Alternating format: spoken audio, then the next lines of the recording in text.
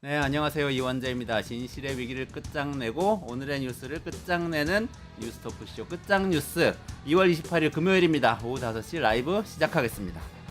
박영식 시사 에디터님 그리고 윤형중 랩 2050 대표님 모시고 오늘의 뉴스 한번 끝까지 파헤쳐 보겠습니다. 안녕하세요. 어서 오세요. 네, 안녕하세요. 네. 우리 책상 좀 바뀌었는데 네. 어떠세요, 박영식 에디터님? 뭔가 지금 이 스튜디오가 이제 꽉 차는 느낌이 그죠? 들기는 하는 것 같고 전에 저희 거리가 좀 더 멀었던 것 같긴 한데 네. 더 가까워진 느낌이긴 합니다. 가까워졌어요. 약간 썰전 느낌인데요. 썰전.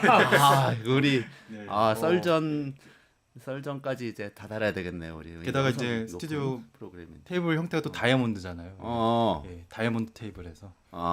그리고 요건 제가 보니까 다 다이아몬드급의 이 스튜디오를 운용을 제가 과거에 해본 적이 있는데 네. 그런 관점에서 보니까 요거는 이제 주로 뉴스토마토 채널에서 주로 3명 토크는 많이 했는데 네. 5명까지 이렇게 늘려서 한 적은 많이 없던 걸로 제가 네네네네. 기억하거든요.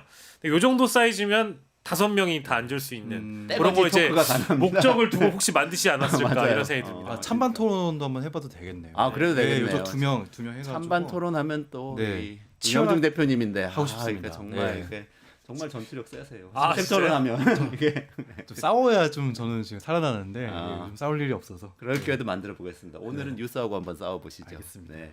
그러면 이제 본격적으로 시작해 보겠습니다. 박영식 에디터님, 네. 일단 첫 번째 뉴스부터 좀 전해주시죠. 예, 오늘 끝장 이슈 첫 번째가요. 윤석열 부부의 공천 개입이 이제 의혹을 넘어서서 당사자의 육성들이 이제 계속적으로 이제 확인되고 녹취록들이 나오고 있는 그런 상황인데 공천을 양보하면 장관직을 주겠다라는 이런 제의를 했다. 명태균 씨의 폭로도 지금 나온 상황인데요. 민주당이 아무튼 이거 관련해서 오늘 경찰에 고발장을 제출했습니다. 근데 검찰이 아니라 경찰에 고발장을 했다는 게 좀 방점으로 찍히고 있고요. 그 관련 영상을 저희가 가져왔습니다. 함께 만나보시죠. 세상이 경악할 일들이 계속 일어나고 있습니다. 끝내는 김건희 여사가 윤석열 대통령의 지위를 이용해서 김영선 당시 의원에게 전화를 해서 김상민을 도와줘라. 그럼 내가 장관 자리 또는 공기업 사장 자리를 주겠다라고 했다는 겁니다. 사장 자리와 장관 자리가 김건희 여사 겁니까? 그리고 대통령도 함부로 내려꽂지 못합니다. 당신에게 이런 자리를 줄 테니까 김상민을 도와라 라고 했다는 것은 엄청난 범죄입니다. 그리고 공천에 깊숙이 개입한 흔적 아니겠습니까? 그러면서 명태균 씨에겐 이런 말을 했다고 합니다. 박완수 지사에게도 도우라고 했다고. 그럼 이거 관권 선거 아닙니까? 이 모든 것에 관련해서 지금 윤석열, 김건희 수사가 진행되고 있습니다. 그런데 이 수사가 가다가 멈췄습니다. 그래서 우리가 서울경찰청에 이 고발장을 제출합니다. 서울중앙지검, 창원지검, 대검은 모두 다 그동안 윤석열, 김건희, 명태균 관련한 수사 기록을 경찰에 전해 주십시오. 전해주고 경찰이 그것을 기반으로 독립적인 수사를 할 수 있도록 해야 합니다. 만약에 전달하지 않는다면 검찰이 축소하고 은폐하는 것이다. 이렇게 경고하겠습니다. 네, 영상을 보고 왔는데요. 경찰에 고발한다는 얘기네요. 말씀 주신 것처럼 좀 네. 자세히 설명을 더 해주시죠. 예, 오늘 윤석열 부부를 공직선거법 위반 혐의뿐만 아니라 매수 혐의, 이해 유도 혐의, 부정선거 운동 관련 혐의, 공무원 등의 당내 경선 운동 혐의 등등으로 서울경찰청에 일단 고발을 했다라는 것이고요. 그 주요 내용은 지난해 총선 앞두고 김영선 전 의원에게 장관 또는 공기업 사장 자리를 주겠다라고 제안을 하면서 지역구 출마 포기를 종용을 했다라는 그런 혐의를 받고 있는 겁니다. 근데 이거는 사실 오늘이 28일이니까 지난주에 김종배 시선집중이라는 프로그램에서 명태균의 법률 대리인인 남상권 변호사가 김 여사가 경남 창원시 의창구에 김상민 검사를 당선되도록 지원을 해라. 그러면 선거 끝나고 장관 자리든 뭐 공기업 사장 자리든 주겠다라고 이야기를 했다. 이 주장을 한 내용을 이제 기반으로 하고 있는 것이거든요. 김상민 검사의 경우에는 윤석열 부부와 아주 가깝다고 알려진 사람이고요. 그리고 실제로 검사 신분으로 창원 의창 지역구에 출판 기념회를 하러 간 적이 있어요. 근데 현직 검사, 현직 맞아요. 그때 뉴스에 검사였었거든요. 나오고 그랬죠, 그래서 중징계를 받습니다. 네. 중징계를 받고 나서 정직 처분받고 사직서를 또 제출하거든요. 네. 근데 이게 이제 최근에 또 판결이 나왔어요. 김 전 검사에 대해서 3개월 정직 처분을 내렸고 이 김상민 검사는 법무부에게 정직 처분에 대해서 새롭게 판단을 받기 위한 법률적인 심판을 요청을 했는데 결국 원고 패소로 법무부의 정직 처분은 정당하다라는 그런 판결이 나왔다는 소식까지 전해드리면서요. 아마 아까 이제 궁금하셨던 부분은 이 왜 경찰에 고발을 그렇죠, 하느냐라는 그렇죠. 대목일 네네. 텐데요. 근데 이거는 민주당 입장에서는 아까 얘기했던 대검과 지검 단위의 수사가 뭐 중간에 하다가 막혔다라는 지금 얘기를 서영고 의원이 했는데 말인즉슨 검찰의 수사가 어떤 특정 부분에서 홀딩이 돼 있다거나 특히 윤석열 부부로 뻗어나가지 못하는 부분에 대한 불만을 제기하고 타당한 지적을 하면서 우리는 경찰 쪽에 수사를 맡기겠다, 고발하겠다라는 선언적 메시지를 냈지만 검찰이 실제 뭐 자료들을 이첩하거나 할 가능성은 전 개인적으로 좀 적다고 보고요. 그래요? 네. 예, 근데 다만 지금 현재 상황이 창원지검에서 중앙지검으로 수사가 넘어갔잖아요. 그렇죠. 네. 근데 알맹이는 다 빠지고 윤석열 부부에 대한 수사는 전혀 진척이 없는 상황에서 넘어갔는데도 불구하고 뭐 아무것도 이루어지고 있는 게 없어서 그래서 경찰에 일단 고발장을 제출을 하고 검찰의 축소 은폐 수사에 대한 경종을 지금 민주당이 울렸다라고 이제 볼 수 있겠습니다. 그러니까 일단 중앙지검으로 사건이 넘어간 다음에 사실 윤 대통령 육성도 나오고 김건희 여사 육성도 나오고 지금 이렇게 명태균 씨 쪽에 폭로도 나오고 여러 가지가 지금 연이어서 더 나오고 있는데 사실 빠르게 수사를 해야 되는 그런 상황인 것 같은데 어떻게 될지 모르겠네요. 말씀을 듣고 보면 이렇게 낙관적인 것 같지 않은 것 같기도 한데 윤 대표님은 어떻게 보셨어요? 최근 나오는 소식들을 보면요, 이 명태균 특검법의 필요성이 더욱더 절실하게 확인되고 있는 그런 상황입니다. 네네네네. 이것뿐만이 아니라 2022년 5월 9일에 그 예전에 우리가 한번 그 녹음 파일을 듣지 않았습니까? 그랬죠. 네. 그 김영선이 내가 해주라고 했는데 그 말이 많네, 막 이렇게 짧게 나왔던 그. 비슷하게 하신 거예요? 네, 나름 이렇게 봤는데, 네, 이것도 하셔야 될 것 같아요. 네, 그래서 그 말이 많네, 막 이 말을 했잖아요. 근데 당시 그 발언에 대한 또 추가적인 그 녹음 파일도 시사인에서 공개가 되었거든요. 네. 예, 놀랍게도 그 당시 그 언론상에 이제 그 나왔었던 국민의힘 측과 대통령실 측의 입장은 놀랍게도 당시 대통령은 당선자 신분이기 때문에 이거는 뭐 논란이 될 수는 있지만 공직선거법상 위반은 아니다. 혹시 기억하시나요? 네, 맞아요. 네. 현직 대통령이 공천 개입한 게 아니고 네, 대통령 그렇습니다. 되기 전에 일반인이 한 거다 이런 식의 설명. 박근혜 전 대통령도 같은 혐의가 있었기 때문에 또 그게 탄핵 사유 중에 하나였기 때문에 당시 이게 공직선거법상 위반이라면 상당히 큰 맞아요. 문제가 네네. 제기되는 상황이었습니다. 당시 굉장히 치졸하게도 대통령실 측에서는 공직선거법상 공무원 해당되지 않는다, 당선자는. 그 논리를 내세워서 돌파하려고 했었는데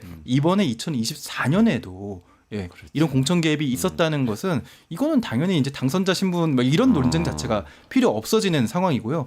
또 2022년 5월 9일의 통화 녹음, 명태균과 김건희 여사 간의 통화 녹음에서도 더 인상적인 사실들이 더 드러났습니다. 왜냐하면은 당시 윤석열 대통령이 어떤 발언을 더 추가적으로 했냐면요, 거기에 이어서 나온 대화 내용이 이제 그 공개가 된 것인데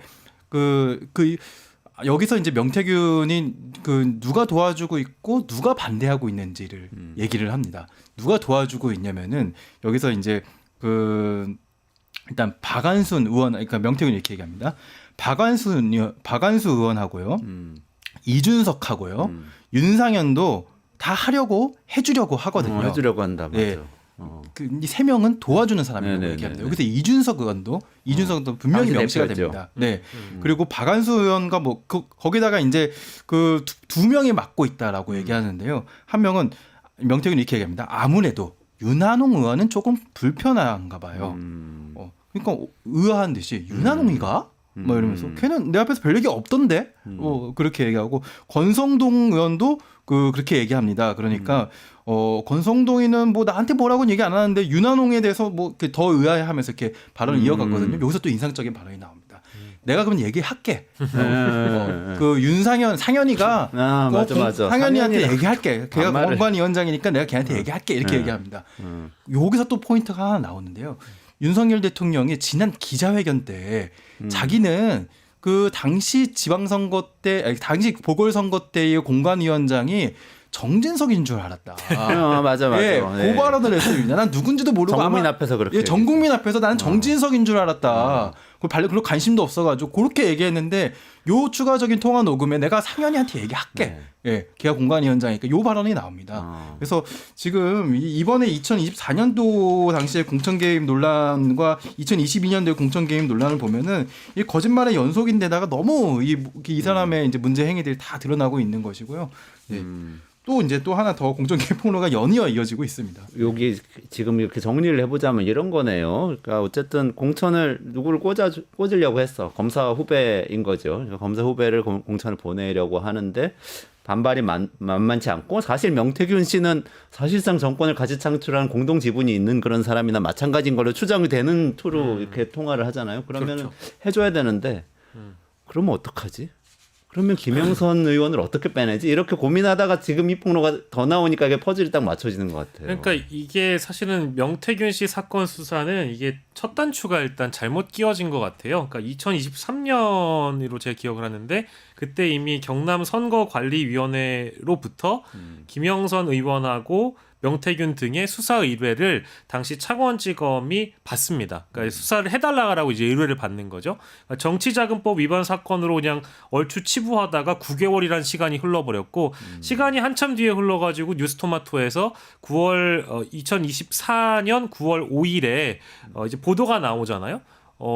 김건희 4.10 총선 공천 개입, 뭐 7불사 회동도 보도가 되고 하면서도 굉장히 크게 사태가 불거졌는데도 이 뭐 수사에 대한 진전이 전혀 없고 시간을 창원지검에도 줬는데도 불구하고 막상 중앙지검으로 올라온 거 보면 윤석열과 김건희에 대한 수사는 여전히 진척이 없고 지금 뭐 저희가 앞서 다뤄봤습니다만 김상민 검사 얘기는 2024년 건이고 뭐 또 과거 뭐 그 전에 있었던 총선까지 다 포함을 해본다고 한다면 이게 사실 그 어마어마한 그 이슈들이라고 볼 수 있는데 수사가 너무 지지부진하다 보니까 결국에는 검찰에서 더 빠른 수사를 진척시키기 위해서 야당이 경찰 고발건을 들고 나왔다라고 봐야 될 것 같고요. 지금 너무 뭔가 특검이 가기 전에 수사 지연 압박 메시지와 압박이 계속 가해지다 보니까 검찰 입장에서 굉장히 조급해진 것 같아요. 그래서 지금 이따 뒤에 얘기를 하겠습니다만 벌써 이틀째 중앙지검에서 창원에 내려가서 명태균 방문 조사도 하고 그러고 있는데 네네. 새로운 내용이 계속 나오면 나올수록 수사에 대한 부담만 더 커질 뿐이거든요. 그러니까 시간은 충분했는데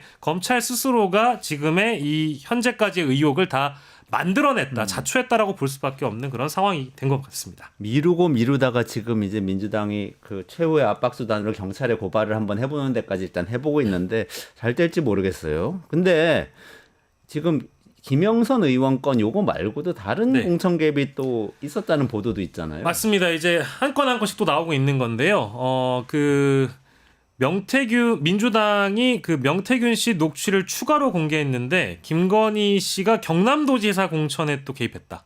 경남도지사. 경남도지사입니다. 이거는 그건 지방선거. 김건희 씨가 지방선거입니다. 김건희 씨가 2022년 3월 8일 지방선거 당시에 윤한홍 경남도지사 출마를 막았다. 이제 이런 맥락인데요. 이것도 영상이 준비되어 있습니다. 영상을 먼저 만나보시죠.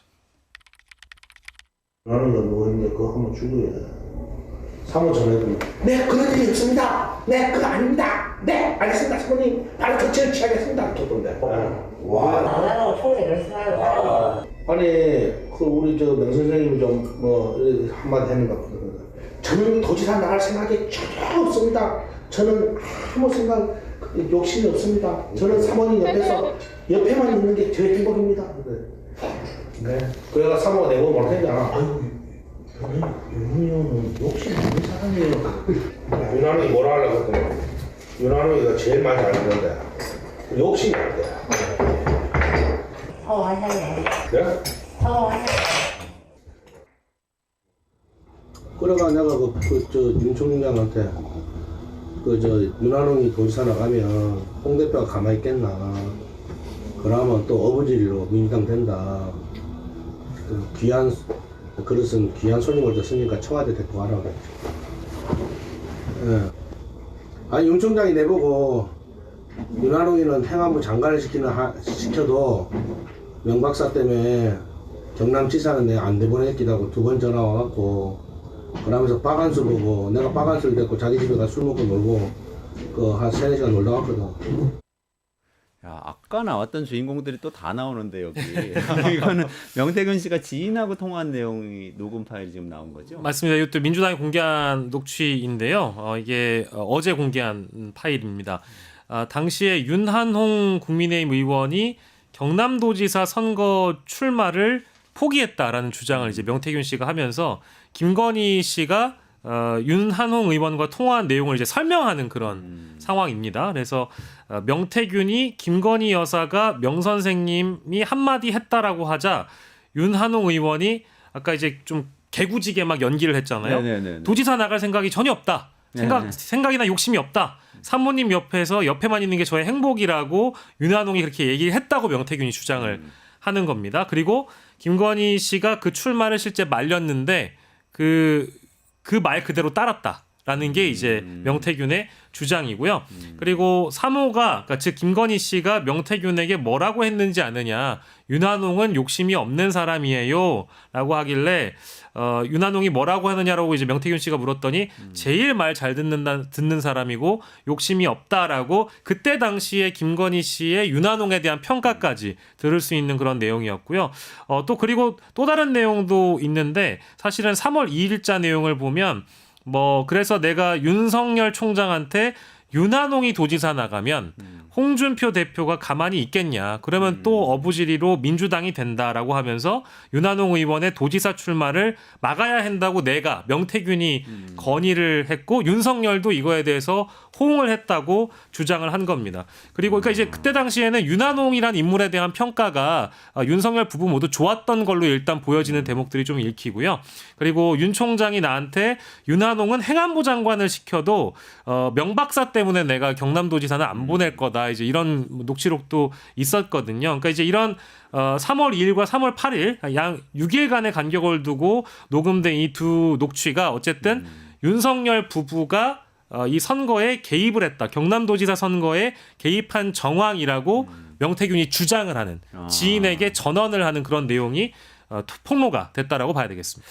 그때 당시를 생각해보면 사실은 윤석열 대통령은 그 권력이 정말 어떻게 보면 정점에 있을 때 이미 처음에 임기 초반이 제일 정점이잖아요. 그리고 윤한홍 의원은 사실 친윤계의 핵심이고 그리고 경남에서는 완전히 맹주 노릇을 하던 그런 정치인으로 알려져 있던 사람인데 명태균 씨는 그 상황에서 거의 윤한홍 의원하고 맞먹는 수준에서 지금 윤석열 대통령을 본인이 여사하고 소통하면서 그렇죠. 이 상황을 만들어가고 있다. 공천을 자기가 바꾸고 있다. 이렇게 지금 얘기하고 있는 거죠. 그렇습니다. 예. 근데 지금 이게 그 대통령 부인인 김건희 씨가 실제로 이렇게 공천에 개입했다고 하면 명태균 씨 주장이 사실이라면 이거는 바로 수사 대상 아닌가요? 그러니까 이제 당연하죠. 예. 당연히 수사. 네. 먼저 말씀해.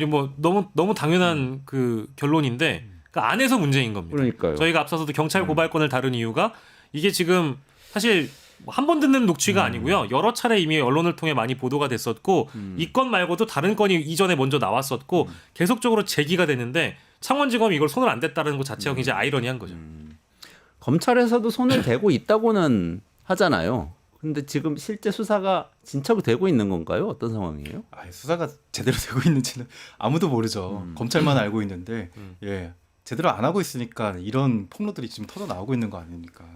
저는 근데 그 내용 보도를 보면서 되게 재밌는 포인트를 발견했어요. 그러니까 우리가 이제 권력자들은 정말 많은 사람들을 만나잖아요. 근데 대부분 권력자들 앞에서 많은 사람들이 잘 보일 거 아니에요. 그렇죠. 그러면 권력자들은 의심합니다. 어떤 사람들이 진짜 내 편이고 어떤 사람이 진짜 내 편이 아닌 거지? 그 의심하거든요. 그럴 때 이제 뭐 감별사 같은 사람들이 등장을 하거든요. 예, 예를 들면 예전에 이제 박근혜 전 대통령 기간에 그 예를 들어 삼성처럼 국내 최고의 기업이 승계의 문제가 있는데 과연 어디를 통해서 로비를 해야 국민연금과 같은 곳에서 지분을 가지고 있는 곳에서 의결권을 자기한테 이롭게 행사해 줄까? 연금 가입자들 국민들 상관없어. 무조건 나한테 이익이 되게 의사결정을 해줄까? 삼성의 로비력과 정보력으로 뚫어냈잖아요. 핵심 포인트는 그 최순실을 잡아야 된다. 최순실의 딸에게 그걸 알고 말을 제공한 삼성의 정보력과 그게 엄청난 거 아니었습니까? 그러니까 로비는 예. 루트가 제일 중요해요. 루트가 제일 중요합니다. 근데 박한수는 루트를 알았던 거고, 예, 아. 윤한홍은 루트를 몰랐던 거예요. 그러니까 예, 윤한홍이 처음부터 명태균을 이렇게 알아보고 명태균을 대접했었으면은 아무리 뭐 저는 사모님 옆에만 있는 게 행복입니다 이 말도 중요하지만, 예, 그렇게 앞에서 알랑방구를 말해봤자- 끼는 것도 중요하지만 그래봤자 명태균한테 가서 잘 보이는 게 예, 이렇게 말해봤자 명태균의 윤한홍이는 아닙니다 하니까 끝나버리는 거잖아요. 그리고 저 박한수를 딱 데리고 아크로 비슷한가요? 거기 찾아가가지고 뭐 3시간 동안 술 마셨다는 거 아닙니까? 네. 명태균이 데리고 가는 사람, 명태균이 점지해주는 사람이 바로 공천을 받는 겁니다. 네. 그러니까 이게 사실 정치가 사람의 마음을 읽는 일인데 정치를 오래 했던 사람들이 어떠한 권력자의 주변에 맴도는 비선이라면 비선, 민간인 자격이긴 합니다만은 주변을 맴도는 사람에 대한 평가를 좀 절하시키거나 뭐 아무리 권력 주변에 있는다고 한들 윤석열 부부가 설마 그 사람의 말을 듣겠느냐 이렇게 뭔가 좀 나이브하게 상황을 판단했을 가능성이 매우 높기 때문에 이런 게 먹힐 거라고 전혀 생각하지 못했겠죠. 당연히 경남의 맹주는 윤한홍 자신이라고 생각해서 내 꿈인 도지사를 하려고 했는데 가로막는 장벽이 어떠한 권력자도 아니고 아무 권한이 없는 명태균이란 민간인이라고 깨달았을 때 그 느꼈던 자괴감이라는 게 아마 어마어마했을 걸로 좀 추정이 됩니다. 박한수 씨가 창원시장을 3선했거든요. 네. 예, 국회의원도 네. 2번 하고 네, 네, 네. 이 창원시장을 3선하면서 12년 동안 창원을 행정을 맡았잖아요. 그렇죠. 창원의 행정을 제대로 맡았다기보다는 아마 창원의 네트워크와 예, 어떤 사람이 핵심 인물인가 이런 걸 정확하게 파악하지 않았나. 잘 알아본 것 같다. 근데 수사가 잘 돼야 되는데 결국은 그런 것들이 이제 좀 샅샅이 파헤쳐지려면 수사가 돼야 되는데 아까 특검법 말씀하셨잖아요. 네. 특검법 그게 이제 본회의 통과돼 가지고 올라가긴 했는데 이거는 거부권 행사하겠죠. 어떻게 보세요? 저는 지금 최상목 권한대행과 이 야당과 겪고 있는 갈등 사실 오늘도 이따 뒤에 다루겠습니다만 역시 이어지고 있는 그런 상황이거든요. 최상목 권한대행이 사실 헌법재판소에서 내려진 이 권한쟁의 심판의 결과까지 지금 현재 어제 내려진 결론이고 이미 헌법재판소에서는 위헌이란 판단을 내렸다라고 한다면 저희 같은 사람들이 만약에 그 고위공직자라고 하면 바로 그냥 임명을 할 텐데 아직까지도 그런 속보가 전해지지 않는 것을 보면 여전히 뭔가 이 마은혁 후보자 임명권에 대해서도 선택을 좀 보류하고 있고 자신의 권한을 뭐랄까 좀 더 넘어서는 행위를 하고 있다. 특히 헌법을 넘어서는 행위를 하고 있는 그런 상황이어서 이 갈등 국면이 오래 갈 것 같긴 한데요. 지금 만약에 이 특검법까지 거부를 또 하게 되면 야당과 정부 간의 갈등이 더 극심해질 것이고 이 특검에 대한 필요성은 이런 녹취록이 공개될 때마다 대국민 요구가 더 커질 텐데 그 부담을 한 몸에 최상목 권한대행이 받아갈 수밖에 없다는 생각이 들어서 이거는 만약에 그 후보자 임명권도 그렇고 특검권도 그렇고 최상목 권한대행이 받지 않는다라고 한다면 또 야당이 아마 탄핵 카드를 만지작거릴 가능성도 높고 이건 전에 얘기했던 탄핵 카드보다 더 명분이 확실해진 게 헌법을 지금 위반하고 있는 거잖아요. 네네네. 위헌이다 결정 내렸으면 위헌인 행위를 중단하고 바로 헌법재판소의 결정에 따르는 것이 그건 모든 국민의 의무일 텐데 지금 권한대행이 하고 있지 않아가지고 헌법재판소의 권리를 방해하고 있는 거잖아요. 그렇죠. 이런 측면에서는 일단 특검법도 아마 그냥 받아줄 것 같지는 않고요. 아마 여야 합의가 필요하다라는 것을 명분으로 또 거부하지 않을까 싶고 그것이 국회에서 제2욕으로 받아들이지 않을까 싶습니다. 최상목 권한대행이 지금 명태균 특검법을 뭐 할 것이냐 안 할 것이냐를 떠나서 이 특검법을 본인이 그 선포하지 않을 이유가 없어요. 맞아요. 예, 이유가 없습니다. 그러니까 예를 들어서 뭐 이전에 다른 특검법의 경우에는 그 뭐 한쪽 당만 추천하게끔 하는 것이 위헌적이다. 뭐 이렇게 네, 얘기했잖아요. 네, 네. 그게 해소됐잖아요. 네. 그리고 최근에 방금 말씀하신 또 여야 합의라는 논리는 그게 이제 굉장히 생뚱맞은 건데 그게 이제 헌법 재판관 임명할 때 한덕수 전 권한대행과 최상목 권한대행이 썼던 논리거든요. 근데 이거는 지금 여권 핵심 실세들이 뭐 줄지어서 연루된 상황인데 여야 합의를 필요로 한다는 것 자체가 말이 안 되잖아요. 네. 이 사안들의 그 내용들을 더 들여다보면요. 지금 명태균 씨가 통화 녹음 파일, 특히 통화 녹음 파일 중에 여러 개, 특히 김건희 씨의 공천계 의혹을 뒷받침하는 그것의 증거가 확실한 통화 녹음 파일 여러 개들을 조선일보 기자 비롯해서 몇몇 사람들한테 넘겼다는 거 아닙니까? 그 넘긴 시점이 11월 15일이라고 합니다. 네. 그 이 시점과 12월 3일 내란 사태가 과연 관련이 없을까요? 제가 이 방송에서 여러 차례 매일 이야기하고 있어요. 지금 매일매일. 계엄의 이유는 계엄의 다른 이유는- 이유 없을 것 같아요. 아무리 봐도요. 계엄의 이유는 정리해 보면 진짜 이전부터 계속 쌓였던 그 처음에 이 역사와 관련된 이런 그 식민사관으로부터 시작해가지고 막 이런 이념 전쟁이 막 벌어지는데 빠지고 있다가 부정선거론에 빠지다가 그래서 막 비상대권이 필요하다 이런 얘기하면 술 마시고 막 얘기하고 있는데 어느 순간 명태균 사건이 터지면서 이렇게 막 조여오기 시작하면서 진짜로 해야겠다 이러면서 그 날짜가 딱 와서 그날 그렇죠. 돌발적으로 한 거 이렇게 해석할 수밖에 없는 거 같아요. 목이 마지막 조였던 그런 거죠. 그것은 장해찬 씨가 그 친한계의 그걸 게시판 문제를 건드리면서 그래요. 특검법 네. 통과될 가능성이 갑자기 높아졌거든요. 그 직전에 했습니다. 그러니까 이 명태균 특검법은 12.3 계엄 사태의 진상을 밝히는데도 가장 결정적인 그런 근거가 될 수 있기 때문에 지금 반대할 명분이 없습니다. 반대할 명분이 네. 없다. 좋습니다. 네. 그렇지만 우리 정말 더 중요한 얘기가 뒤에 기다리고 있어서 거기로 넘어가야 될 것 같아요. 첫 번째 주제 여기서 마무리하고요. 두 번째 주제를 일단 박영식 에디터님이 좀 소개를 해주시죠. 예, 두 번째 끝장 이슈는 이재명 공격 개시하나 스타트는 25만 원이라는 물음표를 일단 가져왔는데요. 지금 누구나 사실 대권 주자라고 한다면 이분과 싸워야 됩니다. 네. 그래야 자기 체급도 커질 것이고 뭐 사실 정책적으로 경쟁하는 것이 가장 이상적일 텐데 그런 이상적인 논의이길 바랍니다. 근데 이따가 저희가 얘기를 하겠습니다만 뭐 아마 더 두 분이 잘 아시는 민생회복지원금 25만 원에 대해서 여권이 차별화 제한을 했다라고 하는데요. 이 차별화 제한이라는 것이 결국 권성동 원내대표 입에서 나왔습니다. 기초수급자와 차상위 계층을 대상으로 해서 1인당 25만 원에서 50만 원을 선불카드로 지원하겠다고 이야기를 했습니다. 이재명 대표는 입만 열면 부자 프레임 내세우지만 정작 초부자들, 돈 많은 사람들, 아주 많은 사람들에게까지 25만 원을 나눠주겠다고 하는 게 국민 현혹이고 혈세로 매표하는 것에 불과하다라고 이야기를 했거든요. 근데 이제 요게 이재명 대표가 과거에 얘기했던 지역 사랑 상품권으로 뭐 나눠주거나 쿠폰형으로 모두에게 나눠줘서 그것이 지역에서만 사용할 수 있게끔 지역 상권을 살려주는 형태의 정책과 어떻게 다른 것인지에 대한 그 차이점을 정치권이 갑론을 박하고 있는데 뭐 전문가이신 두 분이 충분히 이 사안을 보시고 이야기를 해주실 거라 이거는 믿습니다. 윤영중 대표님이 좀 설명해 주세요. 네. 권성동 원내대표 참 고생이 많습니다. 네. 그러니까 네. 언뜻 들으면 비슷한 이재명 대표 안은 받을 텐데 조금 덜 주자. 네, 뭐 대상을 제한하자 이런 얘기 같아요. 네, 이분 일단 제가 처음으로 물어보고 싶은 거는 차상위 계층이 뭔지는 알고 있나? 차상위 계층은요, 뭐 정확한 표현은 기준 중위소득의 50% 이하의 소득계층을 의미합니다.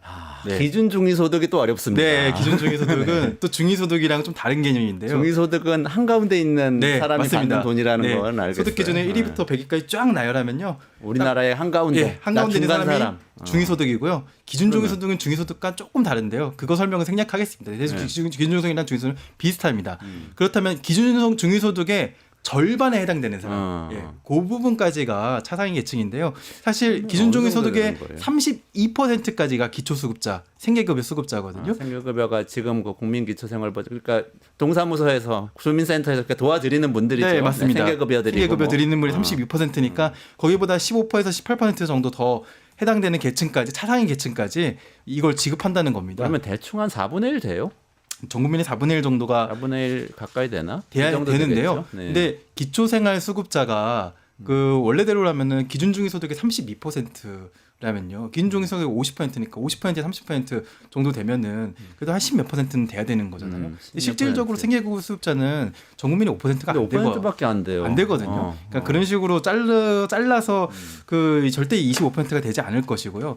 제가 한 가지 더 말씀드리고 싶은 거는 그럼 기준중위소득이라는 건 도대체 어떻게 파악하느냐? 자, 여기서 전문 용어가 좀 들어가는데요. 그 소득 인정액을 기준으로 판정을 하게 됩니다. 이제 점점 어려워요. 일단 내가 해당되는지 안 되는지 알아야 될 거 아니에요.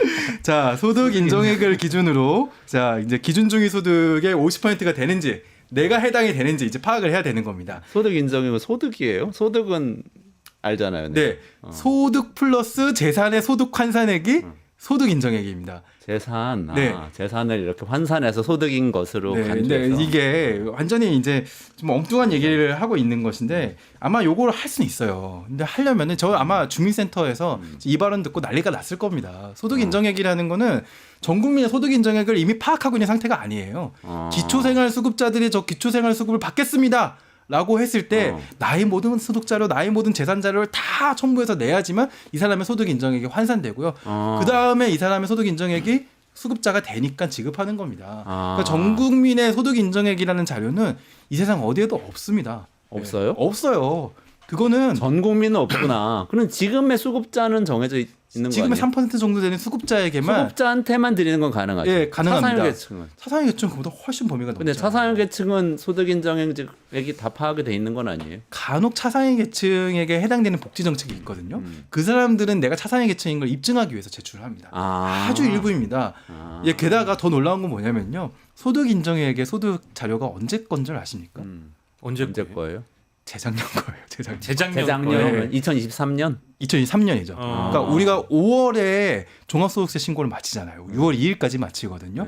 6월 2일 이전엔 물론 그 신고를 마친다고 바로 정산되는 것도 아니어가지고 한 6월 중순부터 말까지는 작년 소득 자료가 없습니다. 자자자. 그러면은 지금 이게 지금 무슨 이게 지역 화폐인지 뭐 선불카드인지 하여튼 주겠다는 거는 자영업 하시는 분들이나 이런 분들 갑자기 상산돼서 내수 경기 안 좋으니까 어려워진 분들 일단 도와드리겠다는 거 하고 어려운 분들이 지금 당장 먹고 살 게 없는 분들 빨리 소비할 수 있게 드리자는 거잖아요. 권성동 대표 말대로라도. 근데 재작년에 어려웠으면 주는데 지금 어려운 사람은 안 주는 거잖아요. 그러면 지금 재작년엔 좋았는데 망해서 지금 어려워. 아니, 그러니까 소득이 제가 없어. 함정이 있는 거네요. 그러네. 이게 함정 있는 수준이 아니라 정말 안타까워요. 이게 국민의힘의 수준과 실력이 이 정도까지는 아니었거든요.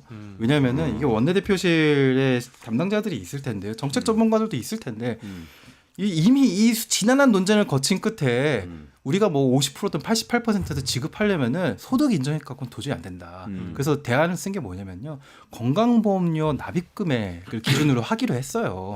이미 코로나 때 2, 3년 거치면서 소득 인정액으로는 도저히 잘라서 줄 수가 없으니까 훨씬 더 수월하게 소득을 파악할 수 있는 자료인 또 훨씬 간편하게 확인할 수 있는 자료인 건강보험료 납부 금액은 다 전 국민이 다 있거든요. 우리가 이걸로 하기로 그래도 나름 정했거든요. 그래서 한 50%인지 18%인지 그 기준을 달리하든 간에 이걸로 하기로 정했습니다. 그래서 이런 정도의 그 어떻게 보면 업데이트는 돼 있어야 되는데 진짜 아무 생각 없는 것 같아요. 진짜. 그럼 저거는 권성동 대표가 얘기한 거는 현실적으로 실행이 불가능한 아니다 이렇게 봐야 되는 건가요? 글쎄요, 뭐 이제 야당과의 합의가 분명히 필요한 부분인데 이게 이제 차이점이 어떤 것인지를 보면 이게 결국 선별적 지원이냐 보편적 지원이냐 이쪽으로 흘러가기도 하고 근데 여기에서 또 뭐가 다른지 잘 모르겠는 부분은 야당이 뭔가를 전 국민 25만 원 지원한다고 했을 때는 지역사랑 상품권이라고 저도 알고 있었고 그게 네네. 사실일 텐데 그거를 현금 살포라고 막 여당이 당시에 공격을 했었거든요. 이런 식으로 매표 행위를 한다고 비판을 했는데 지금은 또 선불카드라고 말을 바꾸긴 했는데 지역사랑 상품권이나 선불카드나 사실 쓰시는 분들 입장에서 다 매한 가지라고 인식하는 분들도 더러 계신 걸 제가 알고 있는데 그건 아닌 건가요? 제가 주민센터의 원석이 여기까지 들리는 것 같습니다. 네. 선불카드 어떻게 지급할 거죠? 네. 카드는 또 심사 주는 받고 건가? 카드? 네. 카드 주는 거죠. 그럼 카드가 없잖아요 지금. 아니 그 만들어서 나한테 카드를 준다는 얘기는 뭐냐면요. 네. 이게 그 우리 예전에 이제 전국민 재난지원금이나 아니 88% 재난지원금을 생각해 보시면은 대부분 온라인으로 신청했어요. 그렇죠, 맞아요. 네. 맞아요. 그렇죠. 요즘 누가 주민센터 찾아가서 합니까? 맞아, 물론 맞아. 일부는 온라인으로 하더라도요. 선택했죠. 대부분 온라인으로 신청할 수 있었고 지급받는 방식도 되게 다양했어요. 내가 가지고 있는 지역 카페 충전하던가 아니면 신용카드에 포인트로 사용하던가 그거 굉장히 공무원들이 아이디어 내가지고 좋은 아이디어 내셔서 썼었거든요. 그런데 갑자기 선불카드가 웬 말입니까? 선불카드 주려면요. 온라인으로 신청하려면 선불카드 발급된 거 다 우편으로 발송해야 되죠. 그러게 택배로 다 보내줘야 되겠네. 몇백억 들어요. 네. 거기다가 온라인 그 어르신분들 그러네. 이렇게 그렇게 드리기 온라인 신청하기 어려우면은 다 현장 가서 이렇게 줘야 되는 거예요. 다 플라스틱 카드 이렇게 만들어가지고 한 번 쓰고 버릴 거. 아니 이미 검증되고 했던 방식들이 다 있는데 아무 생각 없이 아무 말이나 하는 것 같아요. 정책의 어떤 실효성 차원에서도 그렇고 행정력 낭비가 어떻게 좀 덜할 것이냐에 대한 문제까지 좀 세밀하게 접근을 해가지고 이런 거를 발표를 해야 되는데 뭔가 이제 선거철 앞두고 뭐라도 해야 되다 보니까 야당과의 차이점도 좀 차별화도 해야 되고 그리고 보편적 복지로 나아가 버리면 뭐 야당이랑 다른 게 뭐냐 또 이런 욕을 얻어먹을 것 같으니까 지금 머리에서 짜는 게 결국 지금 기초수급자나 차상위 계층 이제 이런 분들을 대상으로 50만 원 선불카드 지원 방안인데 이거는 지금 전반적으로 사실 지금 언론들의 분위기나 평가를 보더라도 국민의힘을 지지하는 쪽이라고 볼 수 있는 보수 성향의 언론들도 이게 뭐냐라는 그런 비판들이 지금 당장 나오고 있거든요. 왜냐하면 야당 비판하다가 나름의 대안을 내놨는데 이것마저도 그러면 이제 추경이 필요한 대목이 분명히 있으니까 그러면 야당 지적하다가 다른 게 뭐냐라는 그런 비판을 동시에 받고 있어서 요거는 일부 추진하다가 다시 또 사그라들 것 같은 그런 생각이 좀 개인적으로 드는데요. 그러니까 저는 이게 보면 지금 여당하고 정부 사이에 고리가 완전히 끊어진 것 같아요. 최상목 대행은 여당 편을 들면서 계속 뭐 거부권도 행사하고 하고는 있는데 이거 사실 행안부나 기재부 공무원들한테만 물어봐도 저거 다 알려줄 거 아니에요. 복지부 공무원한테 물어보면 저렇게는 안 됩니다. 여당 대표님 이렇게 얘기할 거 아니에요. 그리고 그것도 안 된다는 거잖아요. 지금. 최소한의 이제 그런 소통도 안 하고 있거나. 예. 그러네요. 근데 저는 선별 지원 자체가 꼭 그렇게 아주 부정적으로만 보고 싶지는 않아요. 지금 국민의힘이 동의가 있어야만 굉장히 시급한 추경이 될 수 있는 상황이고 뭐 불필요한 고집 같은 거 있잖아요. 이런 선불 카드 이런 거 좀 버리시고 그리고 뭐 지급 방식도 좀 단순화하고 그리고 대상도 조금 더 넓히시고 아니면 빠르게 선별할 수 있는 방식만 하든가 그리고 소상공인 지원 뭐 이런 거 우리가 했던 채널들이 있잖아요. 예, 그런 것들 위주로 빠르게 합의를 할 수 있다면은 뭐 국민의힘 방식으로 1차적으로 한번 추경을 하는 것도 방법이라고 생각합니다. 윤 대표님 다음 주제 한동훈 대표인데 그 얘기하기 전에 이 지역 화폐 어떻게 될지 예상 한 번만 해주시죠. 간략하게. 아, 지역 카페 누가 어떻게 지역 화폐인지 선불 카드인지 25만 원이가 어떻게 될 것 같으세요? 이거는 누굴 얼마나 받을 것 같으세요? 선거를 앞두고 다시 좀 확대되는 논의로 되지 않을까 싶거든요. 확대되는 방향으로. 예. 근데 제가 뭐 마지막으로 하나만 다시 말씀드리면은 선별 환수도 하는 방식이 있거든요. 예. 선별 환수는 예. 뭐죠? 연말 정산 때 그 소득 기준으로 그 지급된 금액의 일부를 갖다 고소득층에는 환수하는 방식입니다. 세금을 조금 더 걷게 하는 방식이죠. 줄 때는 다 예. 세금을 조금 더 내게 한다. 실질적 선별 지급의 효과도 있고요. 예, 그게 그러면 소상공인 위주와 기초수급자나 아니면 제가 보기에는 근데 아무래도 대상 확장이 좀 더 이루어지지 않을까라고. 대상은 예. 선거 시즌이니까 확장될 것 같다. 근데 저 방안 좋은 것 같아요. 왜냐하면은 아까 이 방안의 문제 중에 하나가 어쨌든 소득 파악이 2년 전 거 가지고 한다는 거잖아요. 근데 나중에 세금 낼 때 정산하면 올해 소득 가지고 정산하니까 올해 25만 원 나 받았는데 올해 돈 많이 벌었어요. 그러면 나중에 세금을 더 내게 되는 이런 시스템이 맞습니다. 네.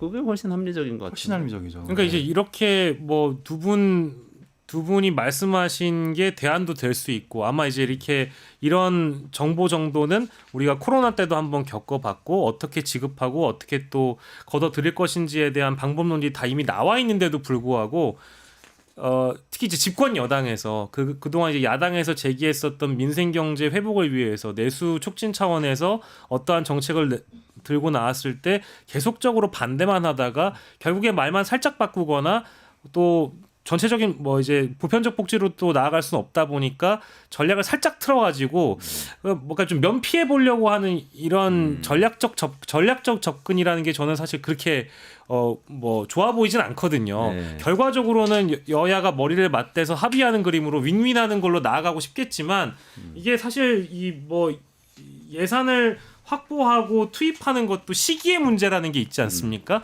가장 적시에 필요할 때 넣어야지 최대 효과를 누릴 수 있는 건데 이미 뭐 민생경제 다 무너지고 소상공인들 뭐 폐업하는 곳들이 우수수 다 나왔는데도 불구하고 이제 와서 이런 얘기를 한다는 것도 저는 집권 여당이 조금 답답하고요.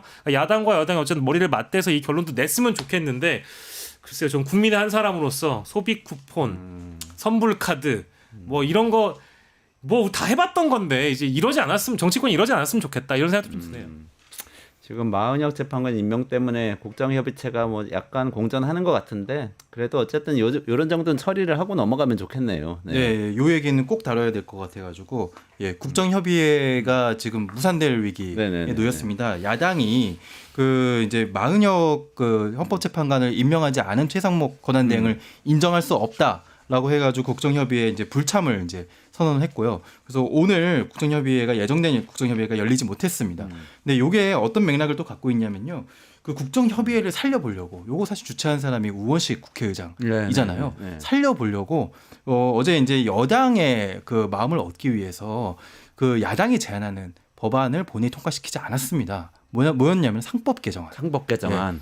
주 의사가 주주 충실의 의무를 네네. 부과하게 하는 네네. 상법 개정안을 네네. 통과시키지 않았거든요. 네. 근데 요게 지금 자본시장에 굉장히 안 좋은 시그널 주고 네, 있습니다. 이틀 맞아요. 연속 네. 지금 뭐 미국의 관세 영향도 있지만요. 사실 뭐 증권사에서도 이 상법 개정안에 대한 기대를 하고 있었거든요.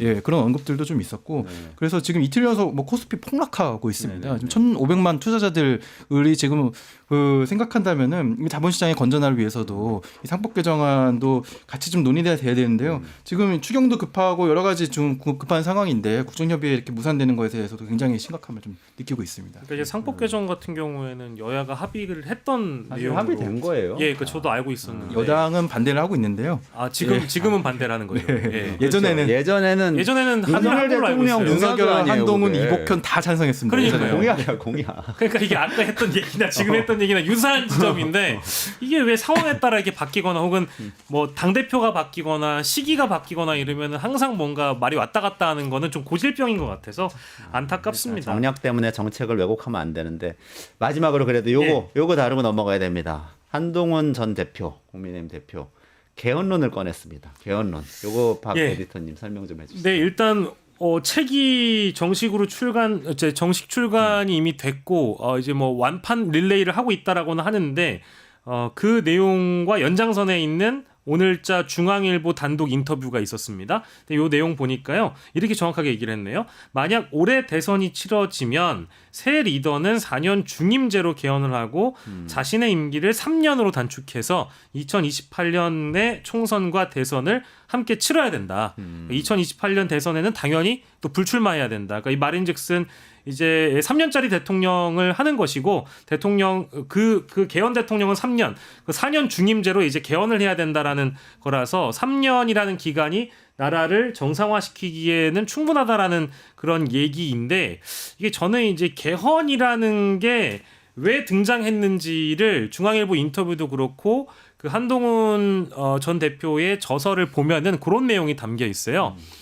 계엄이라는 것이 줄탄핵, 즉 야당의 20여 차례가 넘는 줄 탄핵도 있었고 계엄을 실제 실행한 세력도 있었고 양쪽 다 문제다. 이제 권력의 집중화의 문제이기 때문에 그래서 계엄해야 된다로 일단 연결이 되거든요. 그래서 개헌해야 된다로 연결이 되거든요. 근데 이 연결 지점은 사실 제가 조금 좀 이해하기가 어려운 양비론적 접근이라고 저는 보고 왜냐하면 계엄 이것이 이제 제도의 문제이냐 사람의 문제이냐 우리가 좀 평가를 그렇죠. 해보긴 해야 될 것 같아요. 윤석열이 아니었다면 계엄을 했을까? 이제 이런 질문도 가능한데 계엄을 이미 발발시킨 세력도 함께 언급하고 야당도 비판하면서 개헌을 해야 된다라고 얘기했고 그 하나의 연장선으로 이재명은 나중에 대통령 되면 개헌보다도 이제 더한 걸 할 사람인 것처럼 얘기를 또 저서에 써놨거든요. 그래서 어쨌든 개헌을 언급을 한 그 여러 가지 배경이 있다를 설명을 드리면서 동시에 개헌을 언급하면 이거는 언론에서 매우 좋아합니다.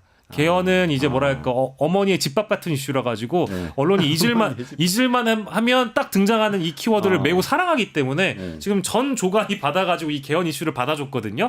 그래서 오늘 사실 뭐 다른 이슈들도 많은데 요게 정치권에서 제일 많이 다뤄지는 것 같아요. 제가 한마디로 평가를 해드릴게요. 한동훈 전 대표는 정치 바보인 것 같아요. 왜요? 이게 현실적으로 있을 수 없는 아이디어거든요. 왜냐면은 보통 의회 권력과 행정부 권력은 상호 견제가 굉장히 중요하고요. 네네네. 서로의 선거 시기는 같은 시기에 치러질 수 없습니다.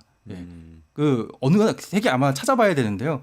보통 의회 선거가 행정부 선거의 중간 선거 격의 중간 평가 격의 성격을 치르기 때문에 행정부 권력과 의회 선거가 같은 타이밍에 치러지면은 같은 당이 두 권력을 다 장악할 가능성이 상당히 높거든요. 그건 구조적으로 그렇게 될 가능성이 굉장히 높아지는 겁니다. 그래서 이런 제도 자체는 아예 제도 설계 자체가 불가능한 것이거든요. 예전에 한동훈 전 비상대책위원장 시절에 갑자기 이제 그 대책위원장 되자마자 뭐 목련 피면은 김포가 서울된다 해가지고 제가 이분이 정치를 잘못 배우네, 정책 바보라서 정치 이런 식으로 하면 안 되는데라고 생각하는데 이제 정치 바보인 것 같아요. 이거 이런 식으로 얘기하면 안 됩니다. 그래서 이 개헌이라는 뭐 어머니 집밥 같은 이슈를 꺼내가지고 뭐 이제 좀 인기를 타보려는 것 같은데 이건 애초에 제도 설계부터 잘못된 제안입니다. 김포 아직 경기도죠?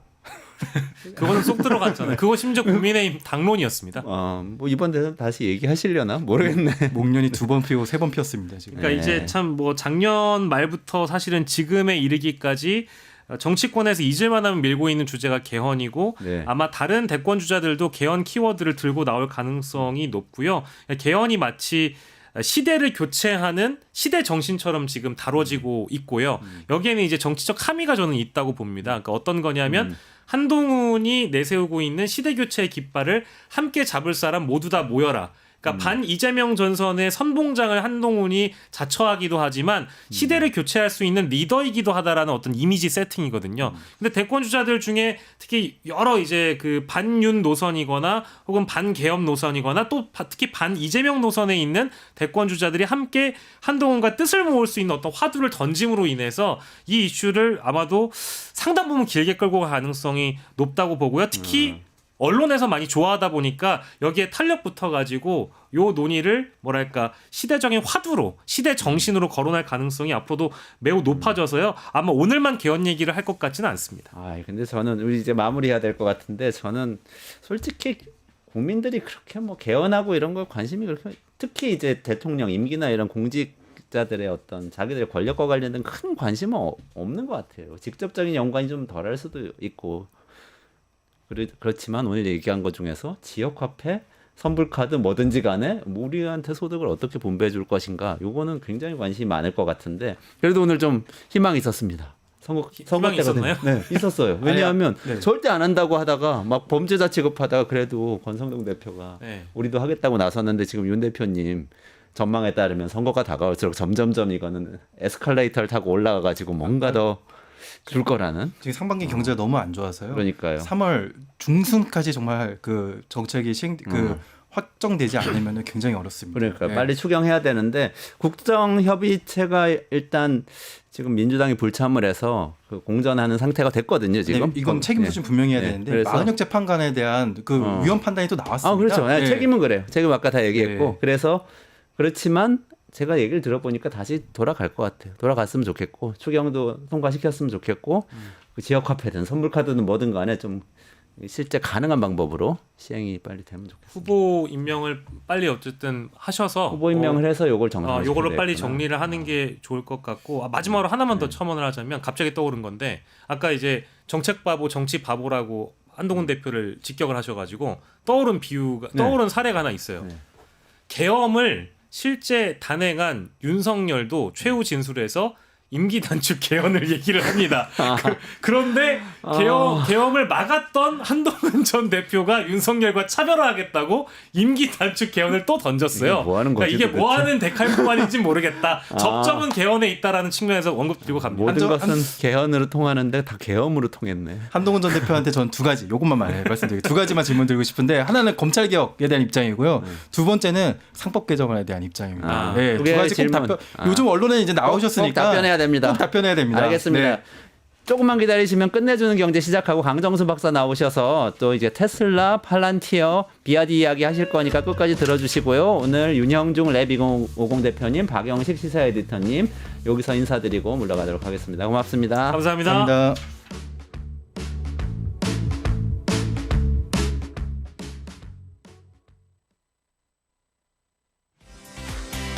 사용자 중심의 뉴스포털 플랫폼 뉴스톰. 자신만의 가치와 색이 담긴 글을 작성하고 가치를 인정받으세요. 사용자 중심의 뉴스포털 플랫폼 뉴스통에서 뉴스북 뉴스라인의 필진이 되어보세요. 자유롭게 생각을 표현하세요. 작성 키워드를 지급해드립니다. 내가 작성한 글이 언론사 기사처럼 뉴스포털에도 노출. 초창기 활동 지원금까지. 지금 바로 뉴스통의 필진이 되어보세요. 당신의 이야기가 세상을 움직입니다.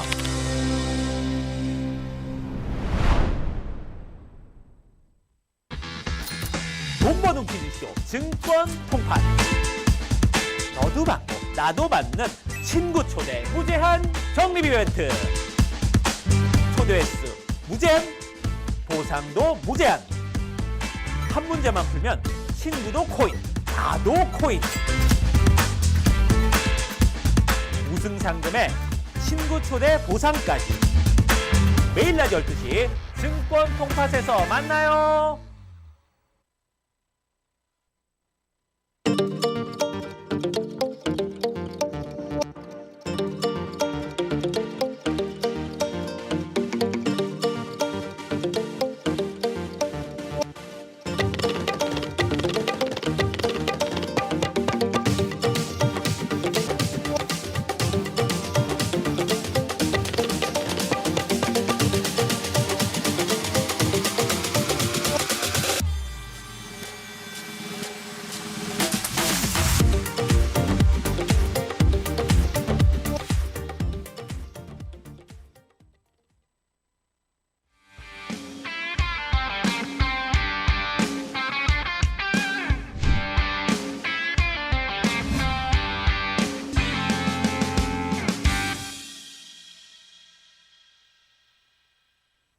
네, 이원재 끝내주는 경제 2월 28일 오후 5시 45분 라이브에서 또 깊이 있는 이야기 전해드리도록 하겠습니다. 오늘은 손님으로 또 다시 익숙한 강정수 박사님 모셨습니다. 안녕하세요. 안녕하세요. 어서 오세요.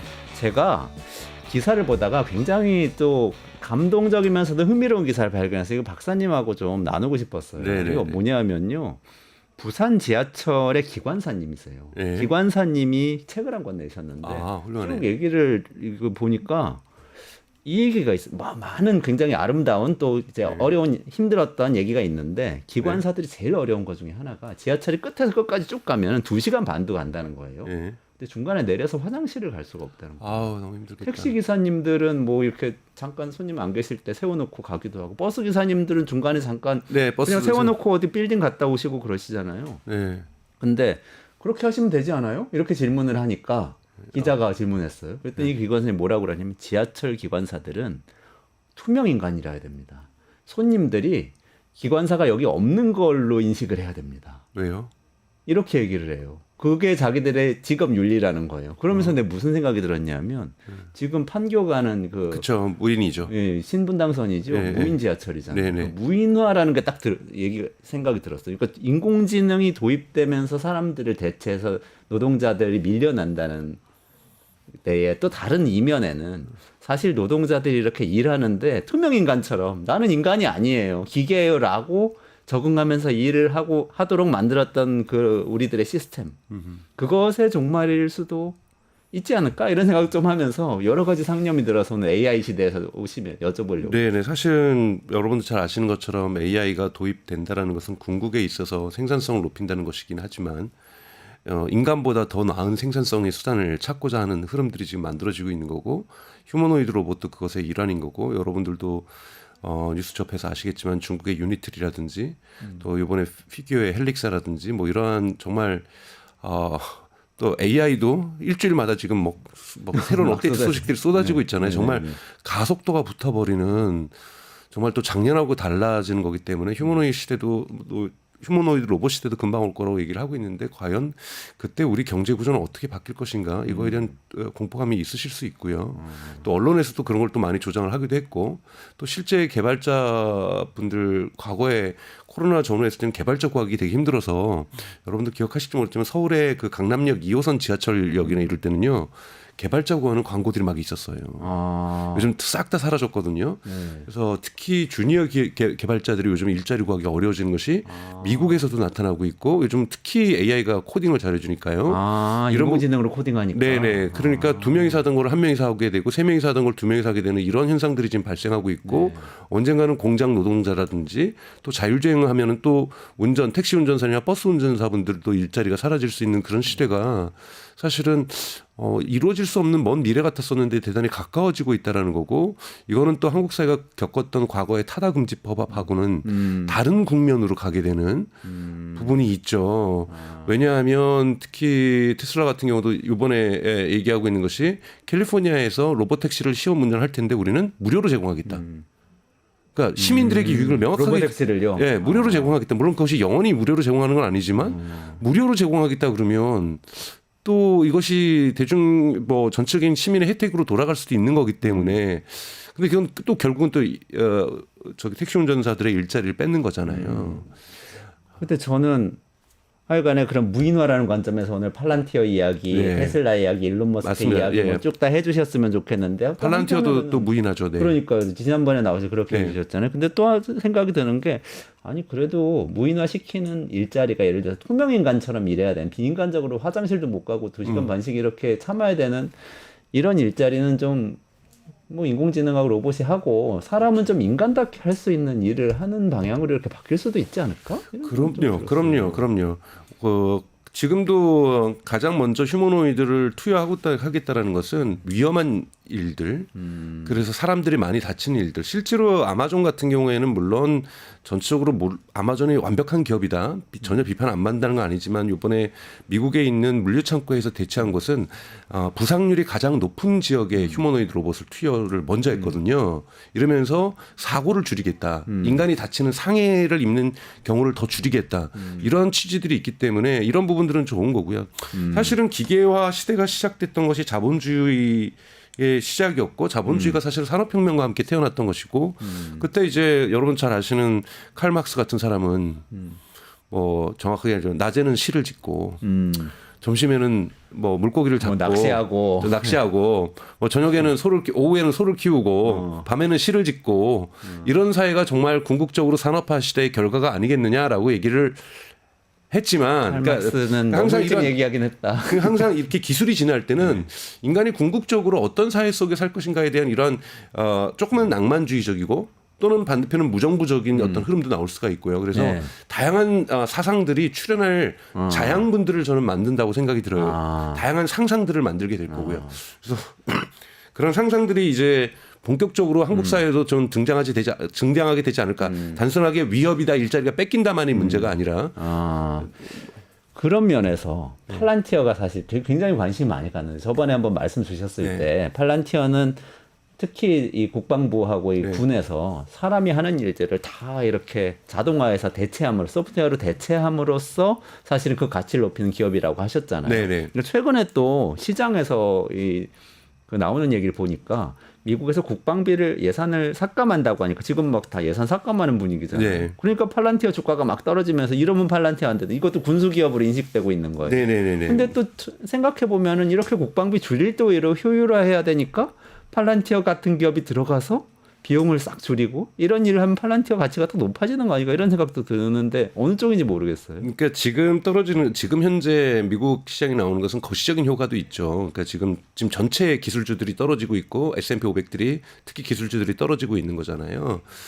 그거는 이제 아무래도 아직까지 미국의 정부의 2기 트럼프 행정부의 정책이 확정되지 않았기 때문에 불확실성이 아직까지 존재하는 거죠. 왜냐하면 4월 달로 캐나다하고 멕시코에 대한 관세를 연기하겠다고 얘기했다가 갑자기 하루아침에 3월 4일부터 시행할 거야 라고 이렇게 막 트럼프 대통령이 실행을 보니까 사람들이 더 불안해하는 거잖아요. 지금 이 불확실성이 커지고 있는 거고요. 국방 예상도 8%를 줄이겠다는데 여러분 이게 전체에서 8% 주는 게 아니라 매년 8%씩 줄여가겠다는 거예요. 결국 절반으로 줄이겠다는 거죠. 그렇죠. 엄청나게 줄여지는 거죠. 그렇게 됐을 경우에 당연하게 혼란이 있을 수 있는데 이미 피트 엑세스 국방장관이 뭐라 그랬냐면 아직 8%를 어디서 절감할지를 확정하지 않았다.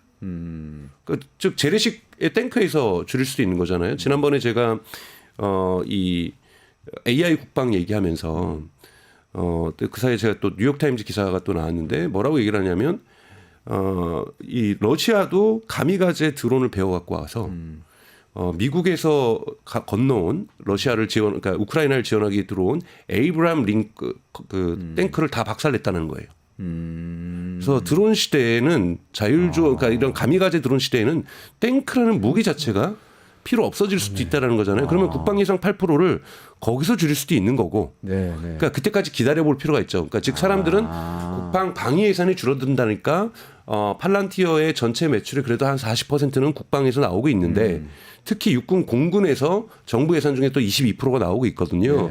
그러다 보니까 팔란티어가 또 타격을 받지 않겠는가라는 불안감이 지금 현재 있기 때문에 주가가 저는 내려가고 있다고 보고 있고 거시적인 효과에 의해서도 저는 내려가고 있기 때문에 이 8%를 어디서 줄일 것인지를 저는 늦어도 4월에는 국방부 장관이 발표해야 된다고 보고 있어요. 아니면 또 5월 정도엔 발표를 하겠죠. 그때 팔란티어가 오히려 저는 수혜주로 등장할 가능성도 말씀하셨던 것처럼 분명하게 존재한다. 왜 예산을 줄인다는 것은 결국은 새로운 저렴한 무기 체계로 가야 된다는 거고 첫 번째는 두 번째는 인건비 축소가 분명하게 들어갈 수가 있는 거거든요. 근데 저렴한 무기 체계로 가기 위해서는 무기 체계가 소프트웨어화 되어야 한다라는 거고 소프트웨어화 된다라는 것은 팔란티어 같은 기업이 반드시 필요하다라는 거고 그리고 그러니까 인건비를 줄인다는 것은 바로 팔란티어가 하는 일이라는 거고요. 그리고 또한 중국에서 AI 국방으로 엄청나게 투자를 하고 있기 때문에 미국에서 AI 국방을 줄일 일은 저는 전혀 없다고 보고 있고 또 트럼프가 공약으로 내세웠던 AI와 관련돼서 맨하탄 프로젝트를 하겠다라고 했던 것. 특히 그때 AI가 뭐냐면 AI 국방이에요. AI 디펜스와 관련돼서는 맨하탄 프로젝트를 하겠다 그랬는데 AI의 대표 국방과 관련된 대표 기업이라고 할 수 있는 팔란티어의 예산에 대한 정부 지출을 줄일 거라고는 전혀 생각하지 않습니다. 그러니까 AI 국방은 강화될 것이기 때문에 팔란티어에 대한 지출은 사실은 늘어날 수도 있다. 이렇게 8%로 예산을 줄인다는 것은 미국이 국방력을 약화시키겠다는 것이 아니거든요. 저는 그런 계산이 깔려 있다고 봐요. 재래식 무기의 감축 그리고 이것의 무게 중심을 AI 국방으로 옮기게 된다라면 충분히 더욱더 예산이 적은 걸로도 옮겨갈 수 있다는 거고 제가 지난 시간에 말씀드렸던 것처럼 이미 바이든 정부에서 미국의 디펜스 스트라테지 그러니까 방위 전략이 바뀌게 되는데요. 거기에 등장하는 두 개의 대표적 단어가 cheaper, faster라는 단어예요.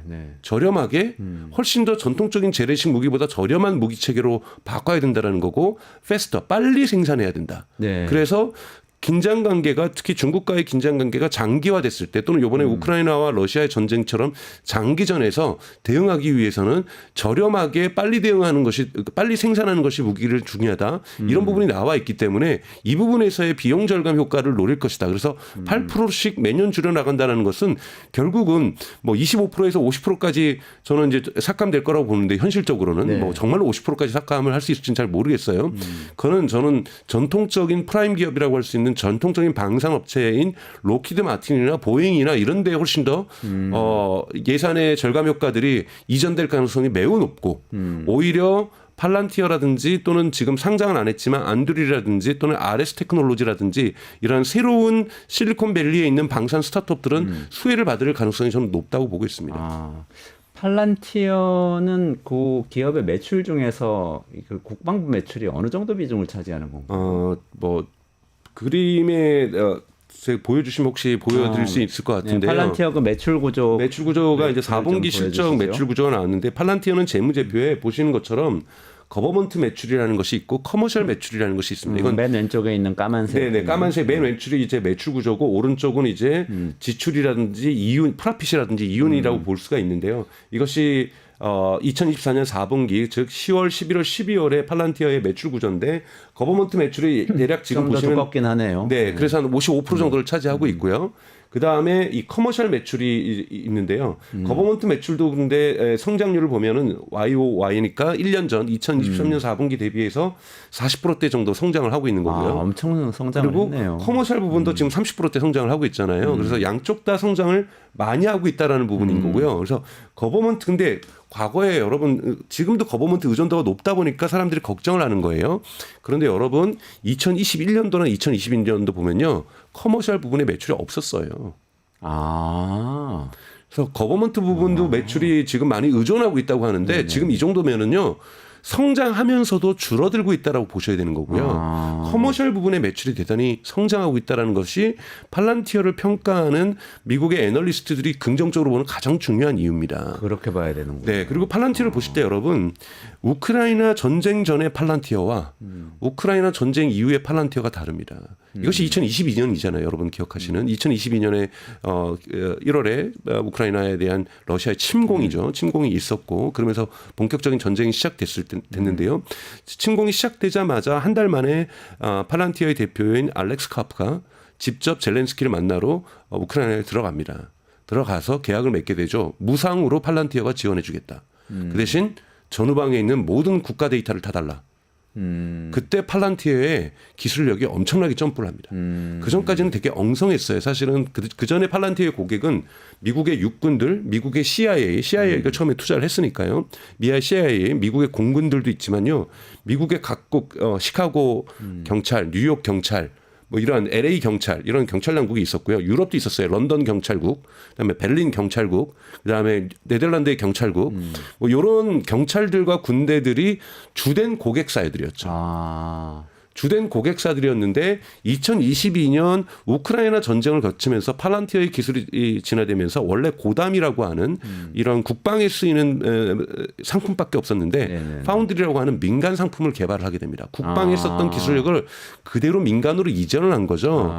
그래서 민간 매출이 급증하기 시작하는 거죠. 2022년부터. 그때부터 사람들이 팔란티어 그냥 뭐 CIA에 의해서 초기에 투자받고 또 뭐 여러분 잘 아시는 피터 틸에 의해서 투자받으면서 뭔가 이상한 일이나 하고 있고 뭔가 이 감시 체계 서벨리언스 기술이나 하고 있고 뭐 그냥 그렇고 그런 기업이라고 생각을 하다가 근데 궁금하잖아요. 여러분도 궁금하지 않으세요? 도대체 기업들은 왜 팔란티어 솔루션을 살까요? 뭘 사는 거죠? 어떤 한국에도 지금 기능을 사는 거죠? 네, 팔란티어 코리아가 지금 지사가 있고요. 한국에는 국방부 영업은 전혀 하지 않고 있고 민간 영업을 하고 있고 대표적으로는 현대조선이 요즘 이름이 뭘로 바뀌었죠? HD 현대. 네, HD 현대가 지금 고객사죠. 네. 자, 이런 기업이 왜 팔란티어 솔루션을 조선소가 왜 이 팔란티어 같은 뭐 전쟁을 하는 것도 아닌데 똑같습니다. 원래 제가 지난번에 이제 온톨로지를 이용한다고 얘기를 말씀을 드렸잖아요. 데이터의 대의 관계를 통해서 데이터의 의미를 찾아낸다. 근데 이것은 대단히 많은 학습 시간이 필요하다. 왜요? 데이터는 다양한 관계를 맺기 때문에 관계를 맺을 때마다 의미가 달라진다. 의미가 달라지는 것을 해석하는 능력들이 이 데이터를 많이 보면 볼수록 성숙되어질 수밖에 없고 성장할 수밖에 없는 거잖아요. 마찬가지로 이걸 기업 단에서 어떻게 보면은 기업은 가장 중요한 건 두 가지가 있습니다. 하나는 흔히 말하는 이 서플라이 체인에 대한 관리가 중요하죠. 애플의 대표인 팀 쿡이 그 전에 역할이 뭐였냐면 애플의 지금 CEO를 하기 전에가 애플의 서플라이 체인 매니지먼트 총괄했던 사람이에요. 서플라이 체인 매니지먼트는 뭐냐면 아이폰을 만드는데 수많은 부품이 서로 다른 회사에서 서로 다른 나라에서 만들어지잖아요. 이거를 다 시적절하게 딱 거기다 맞추는 겁니다. 품질도 관리해야 되고요. 배송도 적절한 시기에 돼야 되죠. 코로나 때 여러분 기억하시겠지만 자동차와 관련된 들어가는 반도체 칩이 배송이 늦어져서 세계에 있는 많은 자동차 공장이 문을 멈췄죠. 이것이 바로 서플라이 체인 매니지먼트, 즉 공급망 관리를 제대로 못했기 때문인 거죠. 물론 그거는 코로나라는 질병이라는 사회적인 현상 때문에 일어났던 거기 때문에 아무리 똑똑했어도 아무리 잘 관리했어도 일어날 수밖에 없었던 거죠. 이것이 엄청난 데이터가 흐르는 거죠. 그럼 지금까지는 어떻게 했을까요? 담당자들이 이메일을 막 주고받고 전화하고 물건 몇 개가 지금 배에 탔고 그러면 이제 배를 GPS로 추적해서 그 배가 어디쯤 오고 있고 그래서 항구에서 내려가지고 컨테이너 선에 지금 들어왔고 이런 거를 여러분 다 전산으로 요즘은 다 추적을 합니다. 근데 이거를 다 자동화할 수가 있는 거죠. 그러면서 이랬을 때 팔란티어의 그 파운더링 시스템은 경고를 줄 수 있어요. 경영진에 지금 어디에 있는 어떤 부분에서 병목 현상이 발생할 확률이 몇 프로다. 그걸 자동화하는 시스템 솔루션을 파는 건가요? 판매하고 있습니다. 대단히 고가로 판매를 하고 있고요. 그러다 보니까 이런 공급망 관리가 훨씬 더 효율화되는 거고 여기가 효율화된다는 건 여러분 항상 경제에서 효율성이라는 것은 동일한 생산물을 더 적은 비용으로 만드는 거죠. 그렇죠. 네. 비용을 낮춰줄 수 있다라는 거고 이것이 인건비가 됐던 컴퓨터 시스템이 됐던 비용을 낮춰주는 겁니다. 효율성을 높인다라는 것. 그리고 또 하나는 판매망 관리도 되게 중요하죠. 전 세계 어느 매장에서 예를 들면 물건을 갖다가 30개를 판매하는 특히 화장품 회사를 볼 수 있죠. 화장품 회사는 물건이 30개가 뭐야? 300개 정도를 팔 수 있겠죠. 또는 올리브영 같은 데는 뭐 1000개를 팔 수도 있겠죠. 그러면 어느 지점에서 어느 제품이 그러니까 매일 일일 매출을 볼 때 많이 나가고 있다. 그러면 거기에 대해서 배송차가 갈 때 여기에 어떤 물건을 더 싣고 가야 된다. 이런 것도 계산해 낼 수가 있는 거고요. 그걸 통해서 트렌드도 해석할 수가 있는 거고 또 여기에다가 또 트렌드를 해석할 수 있는 구글의 검색량이나 인스타그램의 해시태그라든지 이런 것들을 종합적으로 분석하면서 앞으로 6개월 뒤에 트렌드가 어떻게 변해갈 수 있는지도 예측해야 되는 거죠. 이것도 팔란티어가 합니다. 이걸 팔란티어가 해서 제가 지난번에도 말씀드렸던 것처럼 중간 라인 없이 중간에 과장이나 부장님 죄송합니다 건너뛰고 네. 바로 임원진에게 전쟁 전시 상황실하고 똑같잖아요. 전시 상황실도 수많은 사람들이 40명, 50명 일하는 것들을 이제는 4명, 5명 일하게 팔란티어 솔루션이 바꿔버리는 거고 그러면 기업의 경영 임원진 회의도 과거에는 20, 30명이 앉아가지고 또는 20, 30명, 10명이서 하더라도 밖에서 사무실에서 사실 대기하고 있죠. 각 그렇죠. 전무님들 네, 맞아요, 서포팅하는 맞아요. 부장님들, 과장님들이 대기하면서 여러분 기억하지만 삼성이 임원들만 토요일 날 출근하자라고 얘기했을 때 어떻게 임원들만 출근하냐? 임원을 서포팅하는 사람들 맞아요, 다 맞아요. 출근하게 될 네. 것이다라고 얘기 나왔던 것처럼 사실은 하나의 의사결정을 하기 위해서는 엄청난 보고 체계가 있습니다. 그렇죠. 그리고 임원회의 끝나면은 부장님이 회의 소집해서 이 부장들끼리 회의하고 그 다음에 또 과장들끼리 회의하고 팀장들끼리 회의하고 쫙 이렇게 그런 하는 의사체계 있잖아요. 이런 부분들을 중간 부분들을 자동화할 수가 있는 거죠. 그러면 중간에 있는 사람들이 다 없어지겠네요. 그렇죠. 그러니까 또는 이제 그것이 무의미하게 없어진다고 있습니다. 볼 수도 있고요. 네. 이렇게 효율성이 좋아져서 이익률이 높아지면 경제학에서는 그런 얘기가 있습니다. 그러면 이 회사는 사업의 규모가 확장성이 있게 되는 거죠. R&D에 더 투자할 수 있고요. R&D에 투자해서 신제품이 나오면은 고객이 늘어날 수도 있겠죠.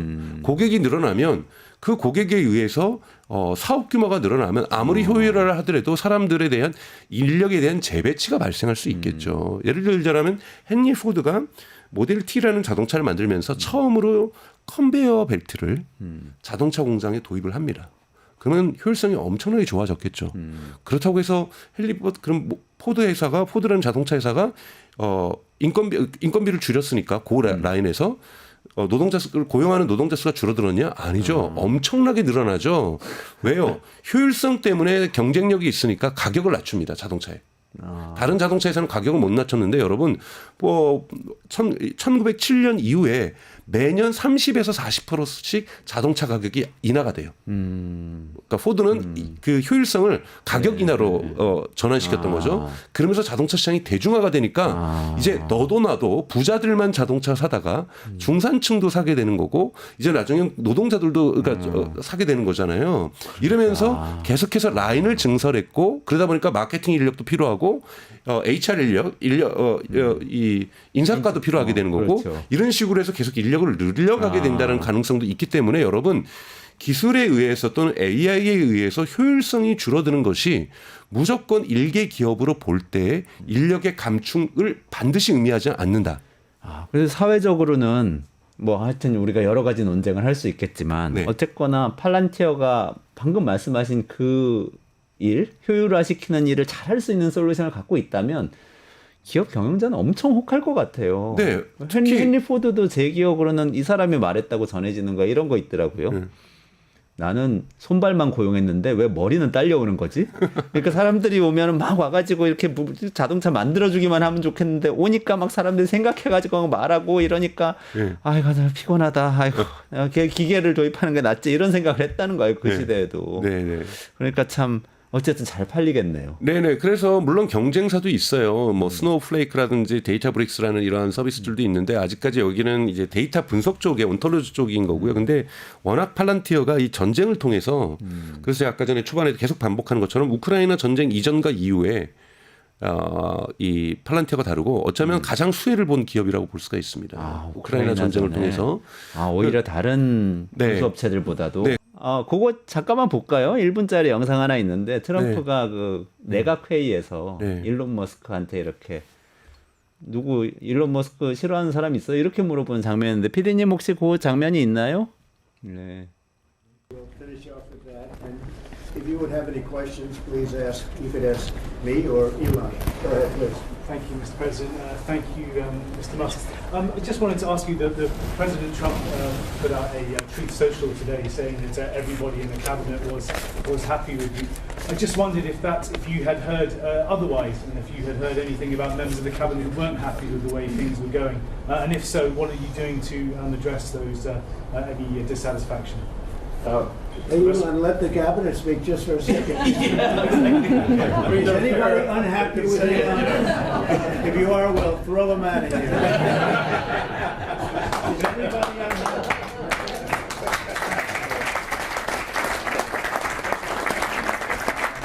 We have a lot of respect for Elon and that he's doing this, and some disagree a little bit, but I will tell you, for the most part, I think everyone's not only happy, they're thrilled. So go ahead, Elon. And President Trump has put together. 그러니까 여기서 일론 머스크가 여기 기자한테 막 질문을 받아서 기자가 공격을 하잖아요. 아유, 뭐 이게 내각들은 안 좋아한다는데 당신이 하는 뭐 정부 사람들 해고하고 뭐 이런 거 말이야. 그러니까 트럼프가 갑자기 딱 기자를 제지하면서 누구 일론 머스크한테 언해피한 사람 여기 있어? 또 이렇게 물어보는 거 딱 정리를 해주더라고요. 네, 딱 정리했고 장관들한테도 주는 메시지이기도 하죠. 장관들한테도 준 메시지에서 일론 머스크가 하는 부분에 대해서 너네 언해피하면 사실은 여기 있지 말라라는 뜻이죠. 그렇죠. 네, 그런 강력한 메시지입니다. 저기 사실은. 일론 머스크가 2인자다 이렇게 인정해 준 그걸 인정해 준 거고 뭐 제디 벤스 같은 경우에 뭐 부통령과의 뭐 불화설 뭐 이런 거 얘기하는데 여러분 미국 법의 부통령은요 행정 결정권이 없어요. 그렇죠, 맞아요. 네, 유고시에 나가는 거고 어디 가서 행사에 대독해주는 역으로 가는 것이지 어떠한 행정 결정권도 사실은 부통령이 갖고 있지 않습니다. 그래서 부통령과 일론 머스크의 불화설, 그러니까 대단히 많은 이야기들이 지금 나오고 있지만 저는 이런 것들은 대부분 소음이라고 생각해요. 다만 여러분들이 정치적인 입장에서 나는 일론 머스크가 하는 행동과 공화당의 정책이 비판적이에요. 이건 여러분들의 평가하실 문제고 저는 그 입장에 대해서 뭐라고 말씀드리는 건 아니고요. 이거는 긍정적으로 평가하든 부정적으로 평가하든 건 여러분들의 선택이라고 저는 생각이 듭니다. 하지만 뭐 자꾸 이렇게 이 불화설 나오고 뭐 이런 것들은 보통 항상 나오는 이런 언론들의 보도들이잖아요. 대부분 이런 건 저는 소음이라고 저는 생각이 들고요. 근데 그런 얘기가 나오면 사람들이 일론 머스크에 대해서 안 좋은 인상을 갖게 되니까 테슬라에 영향을 미치는 건 아닌가요? 차가 덜 팔린다는 뉴스도 계속 나오고. 네, 그래서 있는데. 실제로 여러분 뭐 유럽에서 차가 45% 1월 달에 더 적게 팔렸다. 뭐 중국에서도 심지어는 뭐 11점 몇 %가 더 뭐 적게 팔렸다. 이러면서 이제 사람들이 테슬라 일론 머스크가 싫어서 테슬라를 안 산다. 네.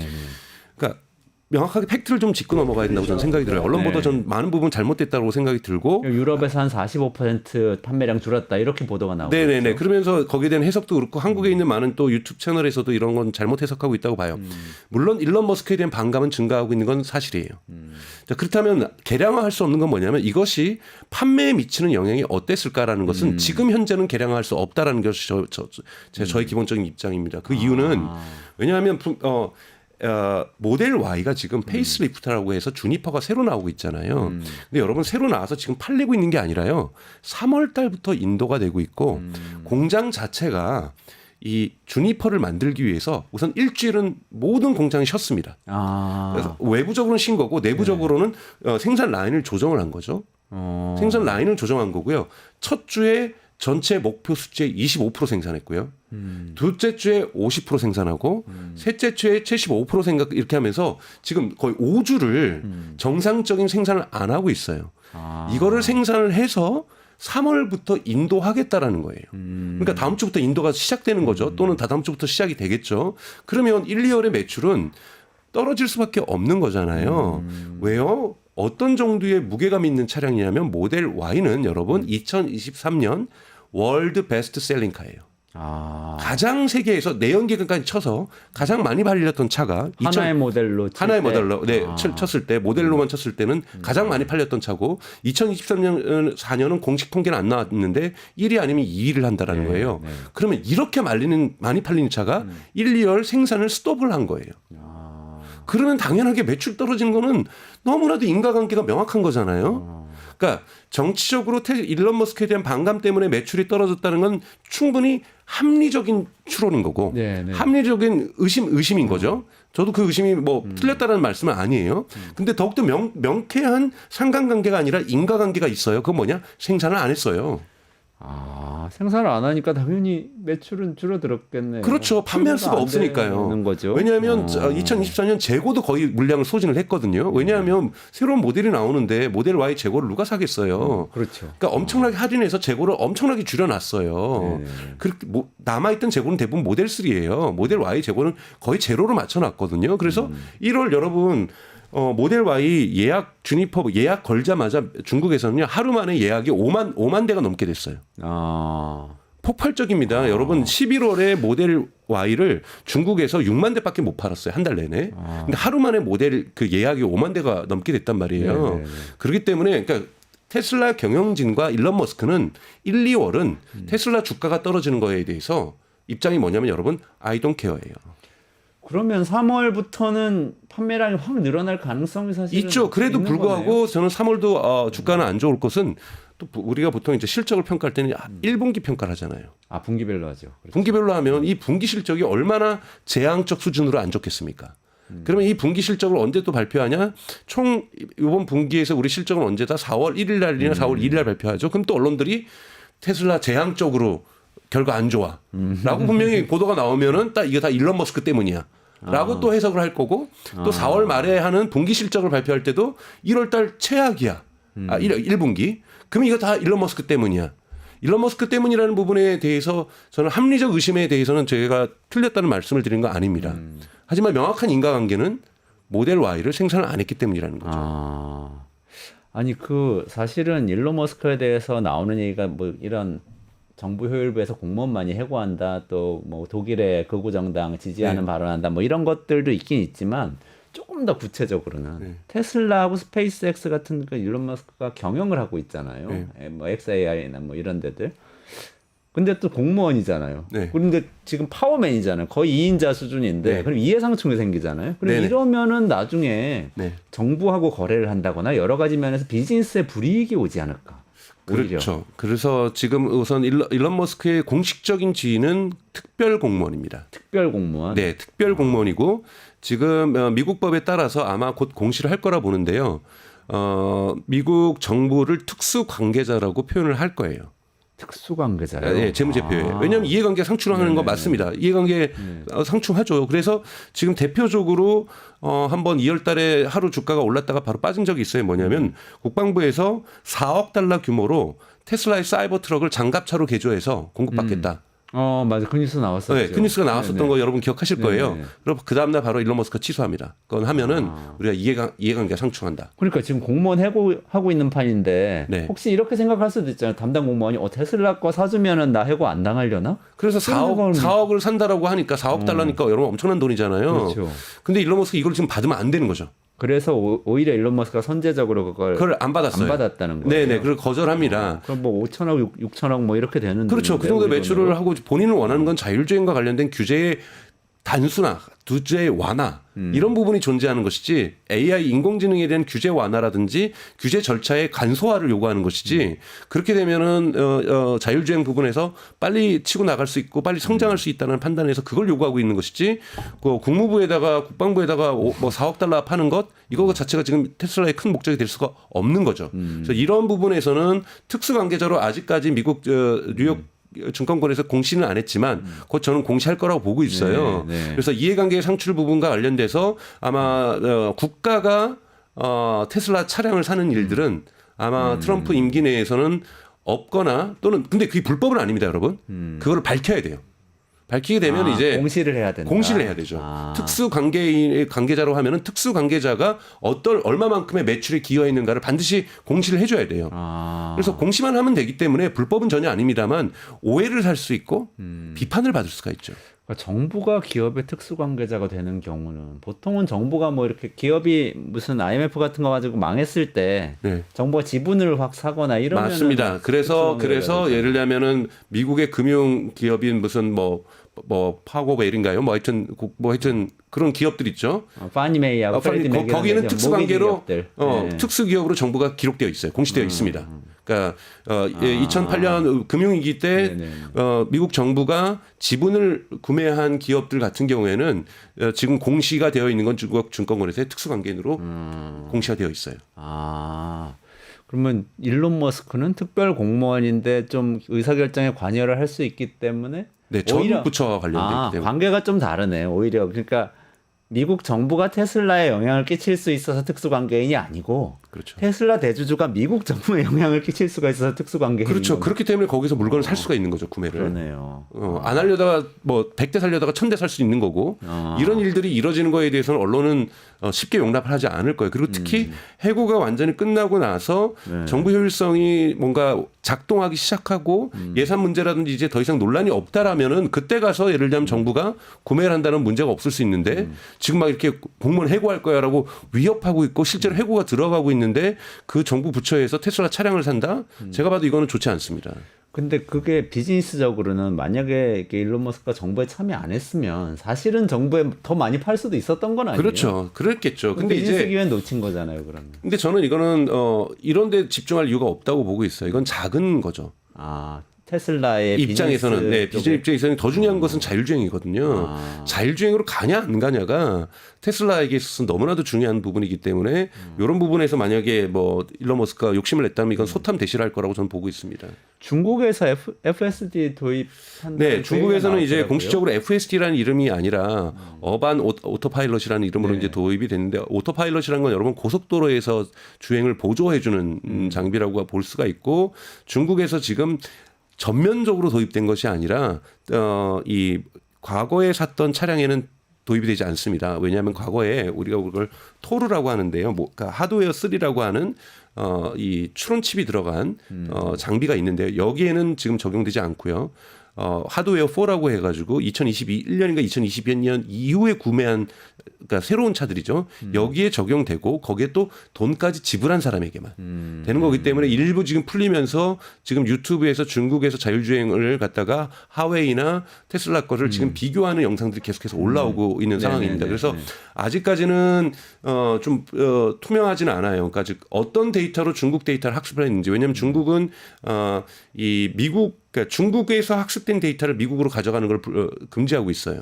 그렇기 때문에 지금 상하이 기가팩토리에다가 데이터 센터를 지금 테슬라가 건설하고 있는데 여기서 어느 정도 중국 데이터를 가지고 학습을 했는지 아직 알 수가 없기 때문에 어느 정도 전역에서 되는지 특정 도시에서만 되는지 지금 아직 확인이 안 되고 있고요. 그리고 얼마나 빠른 속도로 이것을 중국 전역으로 확대할 것인가에 대한 로드맵은 지금 밝히고 있지 않는 상태거든요. 그렇기 때문에 조금 더 지켜봐야 되고 또 하나는 이것이 정말로 미국처럼 나름 상대적으로 볼 때는 제가 무조건 미국이 옳다는 건 아니라 교통이 조금은 이 규칙들이 정리가 잘 돼 있지만 이번에 테슬라 중국에서 돌아가는 거 뭐 중간에 말도 나오고 소도 나오고 특히 훨씬 어려울 것 같아요. 네, 중국에 많은 게 뭡니까 오토바이잖아요. 엄청난 한국도 많지만 오토바이들이 막 부릉부릉 나오고 맞아요, 있고 맞아요. 뭐 이런 상황 속에서 얼마나 안정성 있게 지켜갈지는 처음부터 저도 제가 테슬라 경영진들도 전면적인 도입 안 할 거예요. 왜냐하면 그런 위험에 너무 노출될 수 있잖아요. 그래서 단계적으로 아마 노출될 거라고 보고 만약에 단계적으로 반응이 좋아지면서 중국 사람들이 테슬라에 대한 평가가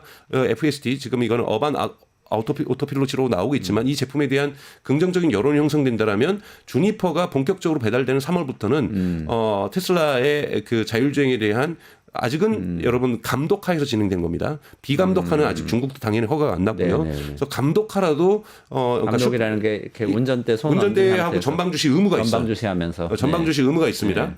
그리고 언제든지 핸들에 손을 댈 수 있어야 되고요. 그런 상황에서라도 구독자가 늘어날 가능성은 충분히 있기 때문에 좋은 신호라고 저는 보고 있습니다. 네. 그렇군요. 오늘 말씀을 좀 정리를 해보니까 테슬라는 어쨌든 지금 판매량이 급격하게 줄고 있다는 건 오해고 일론 머스크 뭐 정치적 논란이 있긴 하지만 그거 뭐 때문에 이렇게 주는 건 아니고 생산을 안 하니까 그런 것 같아요. 3월부터는 호전될 가능성이 있다. 그리고 FSD도 중국에서 예를 들면 3월부터 이런 좀 확대될 가능성이 상당히 있어 보인다. 긍정적인 말씀이시네요. 오늘 여기까지 좀 말씀을 드려야 될 것 같아요. 이원재 끝내주는 경제는 매일 오후 5시 45분에 라이브로 진행됩니다. 근데 주말에는 쉬니까요. 주말은 쉬시고 또 월요일 대체 공휴일이라서 그날도 쉽니다. 그래서 화요일에 저는 다시 찾아뵙도록 하겠습니다. 화요일 오후 5시에 끝장 뉴스 5시 45분에 끝내주는 경제 라이브로 다시 시청해 주시고요. 그때 뵙도록 하고요. 저는 강정수 박사님하고 같이 여기서 인사드리도록 하겠습니다. 고맙습니다. 고맙습니다.